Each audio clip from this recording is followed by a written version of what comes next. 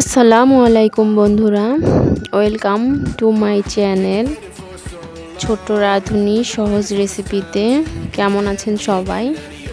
আলহামদুলিল্লাহ আমি ভালো আছি। আজকে আমি আপনাদের রান্না করে দেখাবো মিষ্টি কুমড়ার শাক। অনেকে অনেক রকম করে রান্না করেন, আমি আজকে রান্না করব রং ঠিক রেখে কুমড়োর শাক। এই জন্য আমি নিয়েছি এক আটি মিষ্টি কুমড়ো, তরতাজা সুন্দর শাক, একদম টাটকা বাজার থেকে কিনে আনা। যারা শাক প্রিয় তারা অবশ্যই শাক দেখে খুবই লোভনীয় লাগবে আপনাদের। এই যে আমি এখন এগুলো কেটে নিব। মিষ্টি কুমড়ার শাক অনেক উপকারী। মিষ্টি কুমড়ার শাক আমাদের দৃষ্টিশক্তি বাড়ায়, এতে প্রচুর পরিমাণ ভিটামিন এ আছে। মিষ্টি কুমড়ার শাক হজম শক্তি বাড়ায়, রক্ত শূন্যতা দূর করে, হাড় ও দাঁত মজবুত করে, রোগ প্রতিরোধ ক্ষমতা বাড়ায়, ত্বক উজ্জ্বল রাখে। মিষ্টি কুমড়ার শাক আমাদের যাদের ডায়াবেটিস আছে তাদের ডায়াবেটিসকে নিয়ন্ত্রণে রাখে।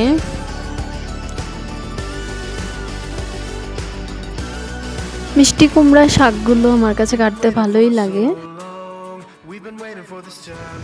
এই তো কেটে নিচ্ছি শাকগুলো, পাতা ছাড়িয়ে ডাঁটাগুলো আলাদা করে কুটে আঁশ ছাড়িয়ে কেটে নিচ্ছি এবং পাতাগুলো ছোট ছোট করে কেটে নিব।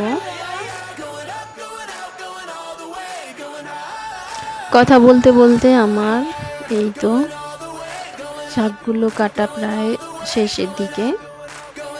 দেখেন শাকগুলো কিভাবে কাটবেন। পানিতে কয়েকবার কষলে কষলে শাকগুলো ধুয়ে নেব। এই যে পানি ছেড়ে দিলাম এবং পানিতে শাকগুলো দিয়ে দিচ্ছি।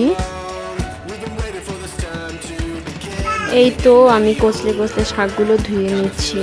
ধুয়ে যে কোনো শাক রান্না করতে হলে পানিতে ভালোভাবে কষলে কষলে ধুয়ে পানি ঝরিয়ে নিতে হয়, না হয়তো বালি লাগে শাকে বালি লাগলে খেতে ভালো লাগে না। একটা ঝুড়িতে তুলে পানি ঝরতে দেব। এবার শাকগুলো রান্না করার জন্য কড়াইতে পেঁয়াজ কুচি এবং মরিচ দিয়ে দেব।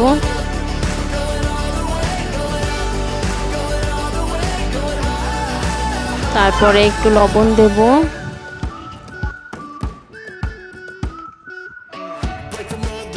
এবার পেঁয়াজ মরিচের সাথে শাকগুলো দিয়ে দেব। এই যে শাকগুলো দিয়ে দিচ্ছি। সব শাকগুলো দিয়ে এবার চুলার আগুনটা দিয়ে দেব। চুলার আগুন দিয়ে রান্না করতে থাকবো সিদ্ধ হওয়ার পর্যন্ত ঢেকে দিব। এবার শাকগুলো তাড়াতাড়ি নরম হওয়ার জন্য।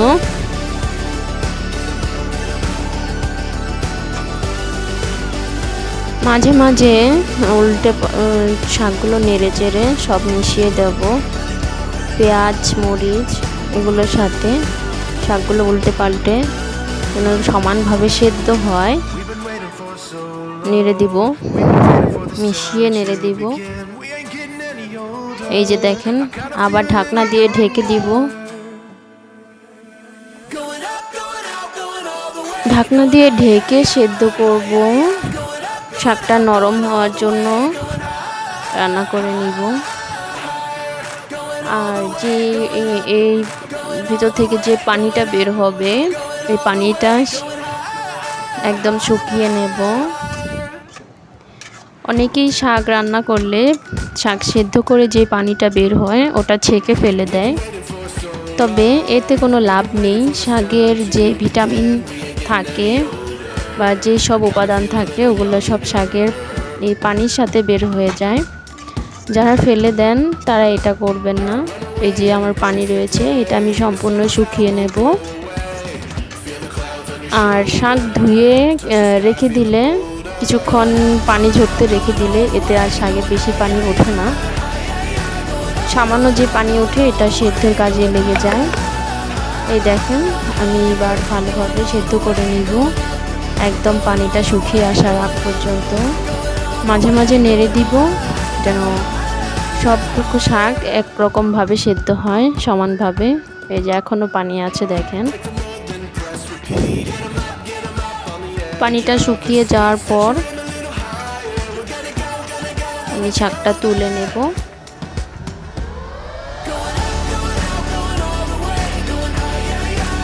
তুলে কড়াইটা পরিষ্কার করে ধুয়ে আবার বসিয়ে দেব তেল দেওয়ার জন্য। এই তো আমি তেলটা দিয়ে দিলাম। এবার পেঁয়াজ এবং রসুন কুচি দিয়ে দেব। এগুলো দিয়ে একটু নাড়াচাড়া করে ভেজে নিব। দেখেন ভেজে নিচ্ছি। পেঁয়াজটা ভাজি ভাজি হয়ে আসার পর্যন্ত অপেক্ষা করছি।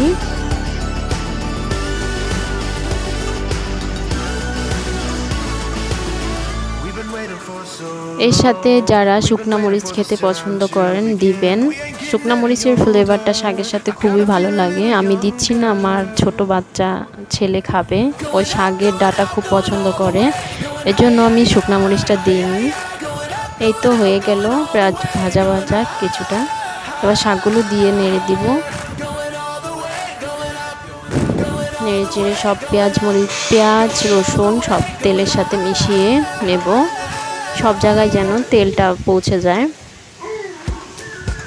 আর এখনও যারা আমার চ্যানেলটি সাবস্ক্রাইব করেননি অবশ্যই সাবস্ক্রাইব করবেন এবং পাশে থাকা বেল আইকনটি বাজিয়ে দিবেন যেন সবার আগে আপনার কাছে আমার ভিডিওটা পৌঁছায়। সবাই কমেন্টে জানাবেন কে কে শাক খেতে পছন্দ করেন এইভাবে আমার মতো।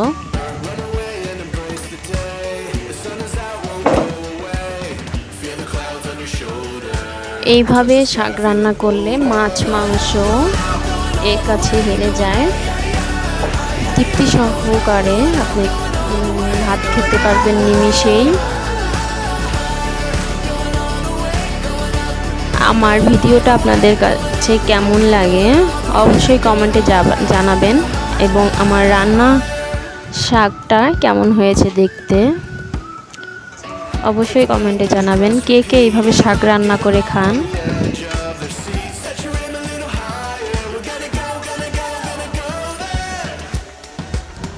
আমার রান্না প্রায় শেষের দিকে, শাকটা প্রায় হয়ে আসছে। এই তো এবার আপনাদের সার্ভ করে দেখাচ্ছি। এই যে শাকগুলো, গরম ভাত এর সাথে শাকগুলো খুবই মজাদার লাগবে খেতে। একদম গরুর মাংস, খাসির মাংস, মাছ সব ফেল হয়ে যাবে এই শাকের সাথে। আজকে এই পর্যন্তই। সবাই ভালো থাকবেন, সুস্থ থাকবেন এবং আমার চ্যানেলটা অবশ্যই সাবস্ক্রাইব করবেন। এই বলে আমার ভিডিওটা শেষ করছি। আসসালামু আলাইকুম।